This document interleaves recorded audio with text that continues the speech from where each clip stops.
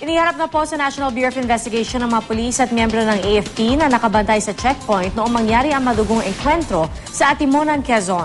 Closed door ang sinasagawa ngayong pagpupulong sa NBI kung saan inaasahang magbibigay ng kanilang salaysay ang mga ipinatawag na sundalo at pulis. May ulat on the spot si Maki Pulido. Maki? June and Pia, kasalukuyan nga hinahabol itong abogado, kalalabas lang kasi ng gusali ng NBI, itong abogado ng 25 na miyembro ng AFP Special Forces. Tapos ang pagkakasabi niya dito sa ambush interview, batay dun sa affidavit, hindi kasi nakarating June, hindi na daw pupunta dito yung 25 sundalo na ipinatawag ng NBI na involved nga dun sa barilan nga sa may Atimonan, Quezon. Magsasubmit na lang daw sila ng kanilang mga sworn affidavits. And according to their sworn affidavits, itong pagkakasabi ni Attorney Crisanto Buela, ang abogado nga ng mga sundalo, ay they were asked to assist.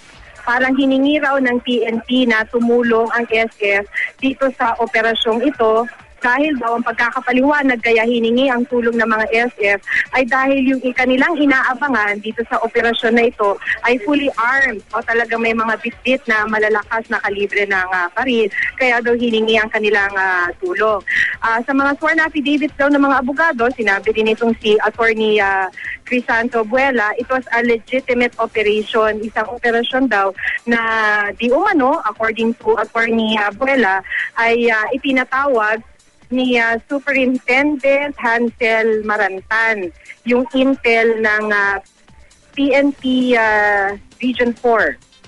At so far yun, ongoing pa rin, hindi na raw pupunta dito yung kanyang mga kliyente dahil daw confined to barrack. So, lilinawin ko lang, 49 yung ipinatawag ng NBI para nga bigyang linaw kung anong nangyari noong January 7 sa may Atimonan, Quezon.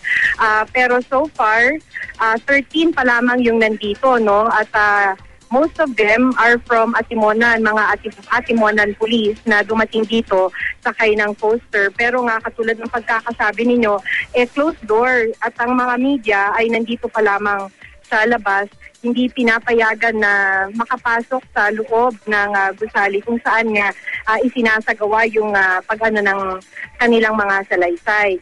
So, ang pagkakanina naman, bago lumabas itong abogado ng mga sundalo, ay lumabas si Deputy Director Virgilio Mendez, pero wala naman siyang masyadong iba pang detalye na masasabi. Ang sinasabi lang niya kanina ay he believes that yung pagpapatawag nila naniniwala na hindi sila in-staff. At ultimately, ang gusto lang naman daw nilang magawa dito sa kanilang investigasyon ay makakuha ng dagdag na impormasyon mula dun sa mga pulis at sundalo na kanilang ipinatawag. June? Maki, yung submission nila ng kanilang affidavit, enough na ba yun para sa mga investigador? Paano kung merong clarificatory questions yung mga investigador sa kanila? I'm referring to sa mga sundalo, Maki. Oo, yun na nga yung problema, dahil wala pa tayo masyadong makuhang detalye so far sa ngayon dahil abogado pa lamang yung nandito na lumabas at ongoing yung kanyang ambush interview. At yung sa panig naman ng NBI ay wala pang lumalabas para naman makapagbigay ng pahayag. Dun nga sa para mga closed door meeting na kausap nga nila itong ilan sa mga opisyal ng kanilang ipinatawag.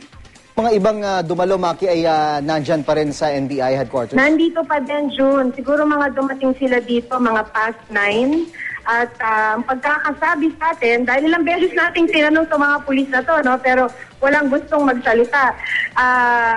Sila ay galing Atimonan, sila yung mga pulis Atimonan na involved nga o kasama dun sa checkpoint kung kailan nga nangyari yung barilan.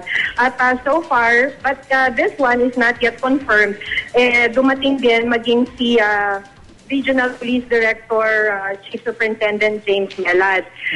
Pero kasi, basta nasa loob pa sila lahat. Nasa loob pa sila lahat ng gusali at ongoing pa siguro yung kanilang pag-uusap sa loob. At mga anong oras kaya matatapos yan, Maki?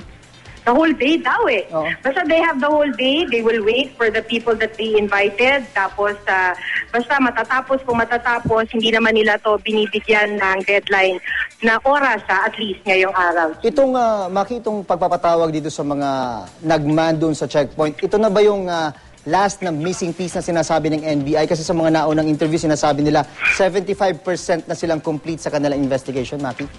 Well, kung di man 100%, I'm pretty sure malaki ang maitutulong nito, di ba?